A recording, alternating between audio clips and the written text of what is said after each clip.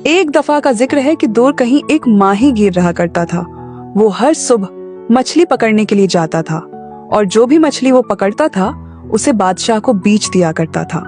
एक दिन दूसरी मछलियों के साथ साथ उसके जाल में एक सुनहरा केकड़ा पकड़ा गया।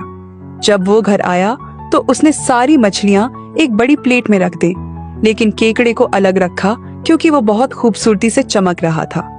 उसने सुनहरे केकड़े को अलमारी के ऊपर एक ऊंची शेल्फ पर रख दिया। एक दिन जब माही गिर की बीवी मछलियां साफ कर रही थी तो उसे एक आवाज सुनाई दी, मुझे यहाँ से नीचे उतारो। बुढ़िया ने चौंक कर पीछे देखा तो सुनहरा केकड़ा उससे मुखातिब था। क्या तुम बोल सकते हो? बुढ़िया ने पूछा। फिर बुढ़िया ने उसे नीचे उतारा। केकड़ा बुढ़िया से कहने लगा कि मुझे बहुत भूख लगी है, जल्द मेरे खाने का इंतजाम किया जाए। फिर उन सब ने मिलकर खाना खाया। बूढ़ा भी इस केकड़े को देखकर बहुत हैरान था। जब बूढ़ा प्लेट उठाने आया जिसमें केकड़े ने खाना खाया था तो वो सोने से भरी हुई थी। हर रोज अब इसी तरह होने लगा था और जल्द ही माहीगीर और उसकी बीवी बहुत अमीर हो गए। एक दिन केकड़े ने मछेरे की बीवी से कहा, बादशाह के पास जाओ और उससे कहो कि मैं उसकी छोटी बेटी से शादी करना चाहता हूँ। बूढ़ी औरत उसके कहने पर बादशाह के पास गई और उसे सारा मामला बताया। बादशाह इस बात पर थोड़ा सा हैरान हुआ कि उसकी बेटी एक केकड़े से कैसे शादी करेगी, लेकिन उसने ये तजवीज पूरी तरह मुस्तरद न की क्योंकि वो एक दाना बादशाह था और जानता था कि केकड़ा शायद कोई छुपा हुआ शहजादा हो।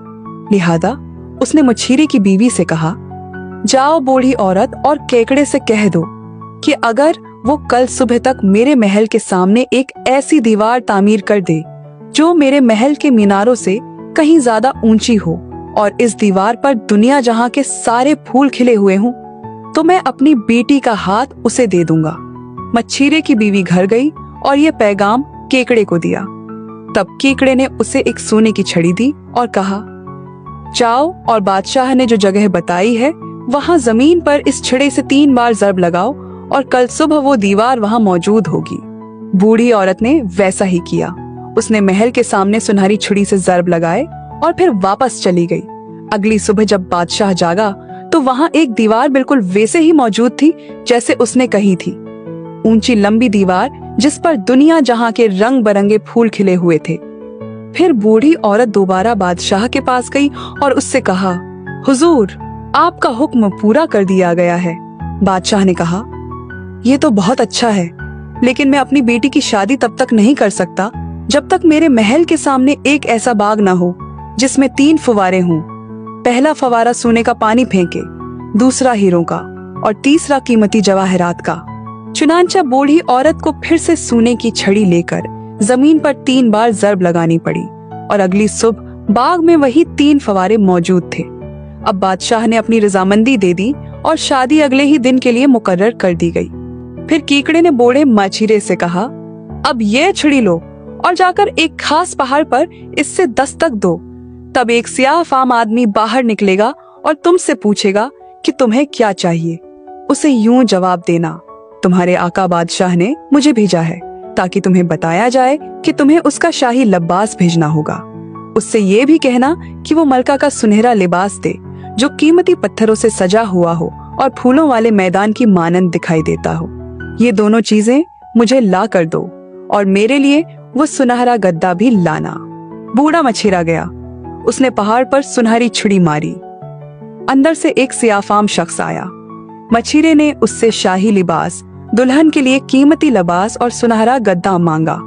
वापस आकर उसने केकड़े को वो कीमती लिबास पहनाया और फिर उसे सुनहरे गद्दे पर बैठाकर उसी तरह महल ले गया जहां केकड़े ने दूसरा लिबास अपनी दुल्हन को पेश किया। अब शादी की रस्म अदा हुई और जब दूल्हा और दुल्हन अकेले हुए तो केकड़े ने अपनी नौजवान बीवी पर अपना भेद जाहिर किया और उसे बताया कि वो दुनिया के सबसे बड़े बादशाह का बेटा है और उस पर जादू किया गया है, जिसकी वजह से वो दिन में केकड़ा बन जाता है और रात को इंसान, और ये भी कि जब चाहे वो अपने आप को उकाब में बदल सकता है। ये कहते ही उसने खुद को झटका दिया और फौरन एक खूबसूरत नौजवान में तब्दील हो गया। लेकिन अगली सुबह उसे दोबारा मजबूरन केकड़े के खूल में लौटना पड़ा। यही हाल रोज होता रहा। मगर शहजादी का केकड़े के लिए मोहब्बत भरा बर्ताव और उसके साथ जो इज्जत व एहतराम से पेश आती थी, उसने शाही खानदान को बहुत हैरान कर दिया। उन्हें शक था कि कोई न कोई राज जरूर है, लेकिन जितना भी छानबीन की वो कुछ पता न लगा सके। यूं 1 साल गुजर गया और शहजादी के यहाँ एक बेटा पैदा हुआ जिसका नाम उसने बेंजुमन रखा। मगर उसकी माँ को ये सारा मामला अब भी बहुत अजीब लगता था।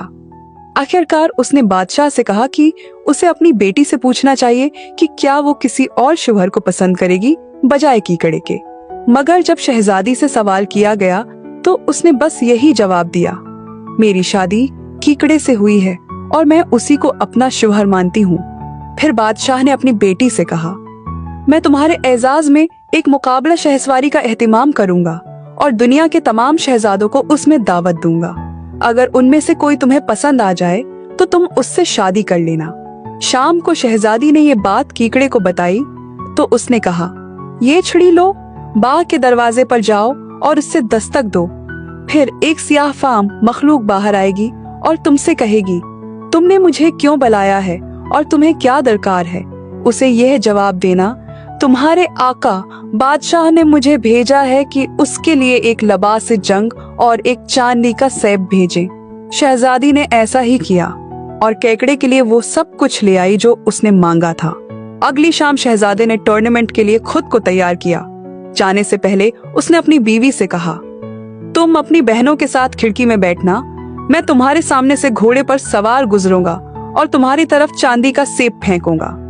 उसे अपने हाथ में ले लेना, लेकिन अगर वो तुमसे पूछे कि मैं कौन हूँ तो कह देना कि तुम नहीं जानते, क्योंकि अगर तुमने ऐसा कहा तो कोई बड़ी मुसीबत आ जाएगी। ये कहकर उसने उसे चूमा, एक बार फिर उसे तनबीह की और रवाना हो गया। शहजादी अपनी बहनों के साथ खिड़की के पास गई और टूर्नामेंट का नजारा करने लगी।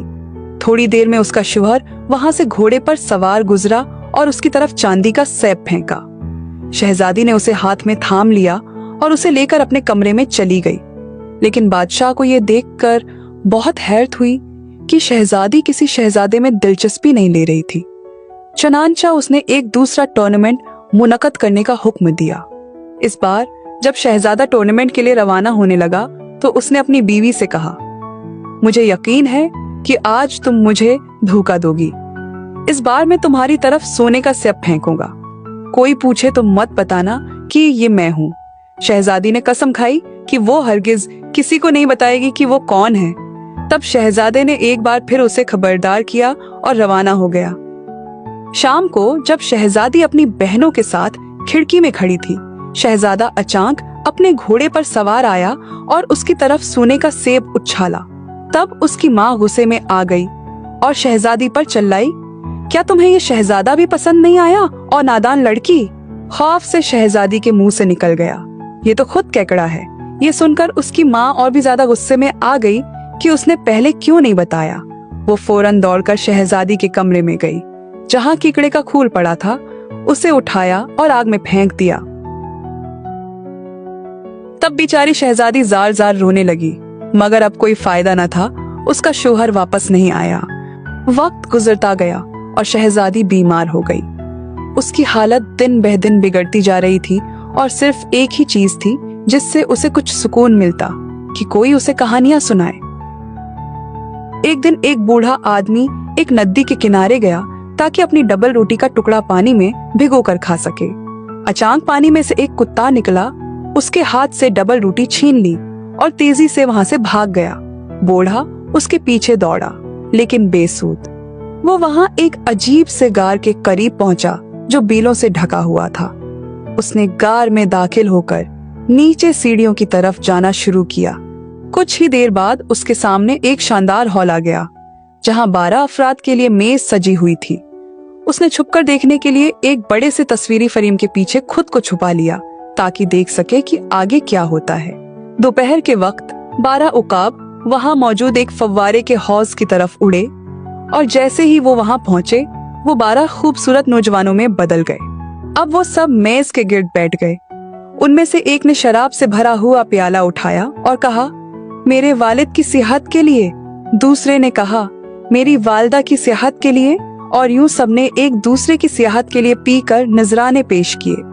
फिर उनमें से एक नौजवान ने कहा, मेरी प्यारी महबूबा की सेहत के लिए, अल्लाह करे वो सलामत रहे, मगर उस जालिम माँ पर लानत जिसने मेरा सुनहरी खूल जला दिया।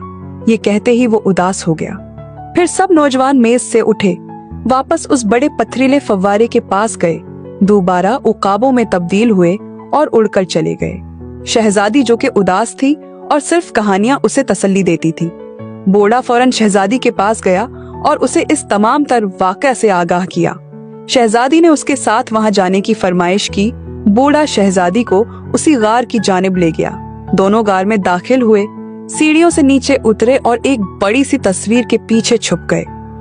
थोड़ी देर बाद वही उकाब दोबारा उड़ते हुए आए और एक लम्हे में जवान खूबसूरत शहजादों में बदल गए। तमाम नौजवान दस्तरख्वान पर बैठ गए और तब शहजादा फिर से जाम उठाते हुए बोला, मेरी प्यारी महबूबा की सेहत के लिए, अल्लाह करे वो सलामत रहे, मगर उस जालिम माँ पर लानत जिसने मेरा सुनहरा खूल जला दिया। ये सुनते ही शहजादी मजीद खुद पर काबू न रख सकी और तस्वीर के पीछे से बाहर आ गई। वो आगे बढ़ी और अपने शौहर के गले लग गई। शहजादे ने उसे फौरन पहचान लिया और कहा, याद है मैंने उस दिन कहा था कि तुम मुझे धोखा दोगी। अब तुमने खुद देख लिया कि मैं सच कह रहा था, लेकिन अब वो सारा बुरा वक्त गुजर चुका है। अब मेरी बात गौर से सुनो, मुझे अभी 3 महीने मजीद जादू के ज़ेरे असर रहना होगा। क्या तुम मेरे साथ यहीं ठहरोगी जब तक ये वक्त गुजर ना जाए? शहजादी ने खुशी से हाँ कहा और बूढ़े आदमी से कहा, महल जाकर मेरे वालिदीन को बता दो कि मैं यहीं रह रही हूँ। शहजादी के वालिदीन को इस बात पर अफसोस हुआ, मगर जब 3 महीने गुजर गए और शहजादे का जादू खत्म हो गया, वो दोनों एक साथ वापस अपने घर लौट आए। फिर वो दोनों खुशी से रहने लगे।